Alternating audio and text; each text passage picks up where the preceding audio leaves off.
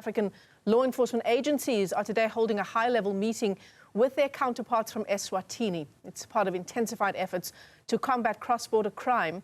The meeting will be chaired by the Border Management Authority's Commissioner, Dr. Michael Masiapato, and is seen as a critical platform to address growing concerns about criminals using Eswatini as an escape route after committing serious crimes in South Africa. Let's unpack the story with a senior coordinator at the Institute for Security Studies. Willem Els, it's always a pleasure talking to you. Thanks for joining us this morning. So this is a two-way conversation, Willem, not only about the dangers that our porous borders pose to South Africa, but potentially also what it poses to Eswatini. Good morning to you. Yes, indeed. And that is why this bilateral is so important for South Africa. You know, we already got 4 major protocols in SADC to regulate these type of things. But it's very essential that we also have the bilaterals in order to fine-tune it. So tell us about the issues insofar as crime, cross-border crime is concerned. What are we most concerned about when we talk about cross-border crime, particularly between South Africa and Eswatini?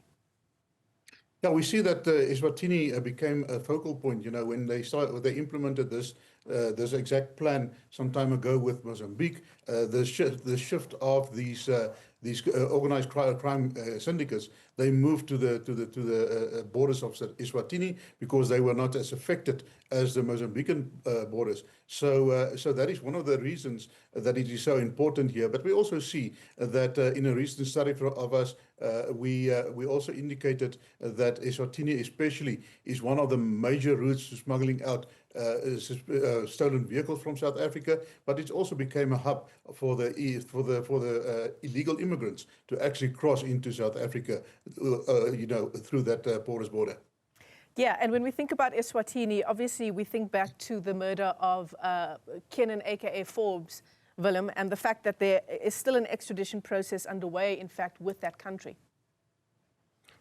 Exactly. You know, because of the porous borders, and also if we look at the Katmatlala case, the allegations in court was in his bail application came to the fact that he has a fake Eswatini passport and he's been there without being stamped. So that means that he managed to cross the border without going through the due processes there. So that is really alarming, and also maybe this protocol will now tighten up that gaps. So the gathering that we're talking about, Willem, is actually taking place at the moment, and the leader of the Border Management Agency, Dr. Masiapato, is there at the podium, and we will take our viewers there in just a moment and give a sense on what kind of crime-fighting endeavors they'll be talking about. But, you know, this cannot be a talk shop, Willem. There has to be real buy-in on both sides. What are the practical steps that we can take and that Eswatini can take? Yeah, indeed. You know, this is the result of this agreement that has been signed last year. And what is really refreshing is this is what they call a protocol on the implementation. You know, South Africa, we are very good in drafting our strategies and plans and protocols, but we're not very good in implementing those strategies. So here is the ideal opportunity now for us to actually throw all our weight behind this and all our resources and also the political will at the end of the day to actually implement this protocol and to make it work for us, because it seems that South Africa has learned and taken a leaf from the book of other African countries that struggle with similar situations.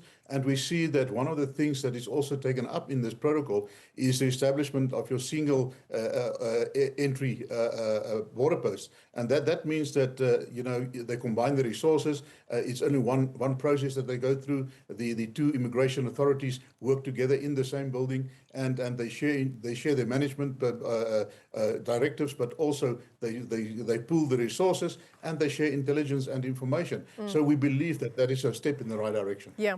So when we talk about the issue of porous borders, Willem, it's a whole range of things, as you've described. Stolen vehicles, criminals who are committing crimes in South Africa, using the border then to escape to Eswatini.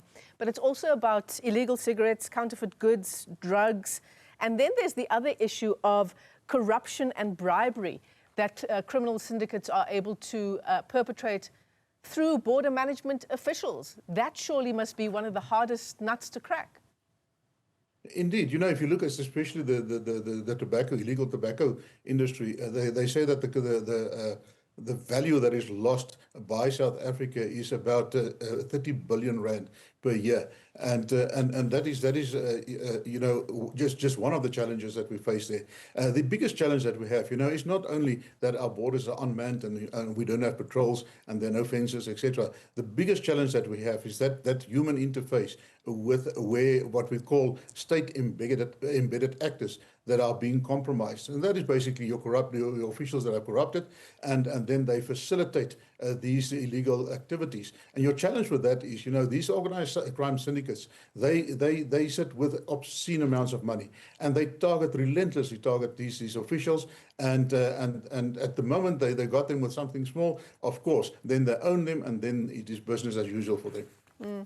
It's very worrying indeed. So let's talk about the influx of people to South Africa, Willem. We already know that our borders are incredibly porous. How do we deal with that? And what are some of the reasons for this large influx? It's obviously partly also because people are trying to access things like healthcare. Of course, our challenge is, migration is a natural phenomenon worldwide. And it's going to happen. You cannot stop that completely, but we have to manage it. And the moment it's uncontrolled, like it is at the moment in South Africa, you sit with a situation, we sit with estimates.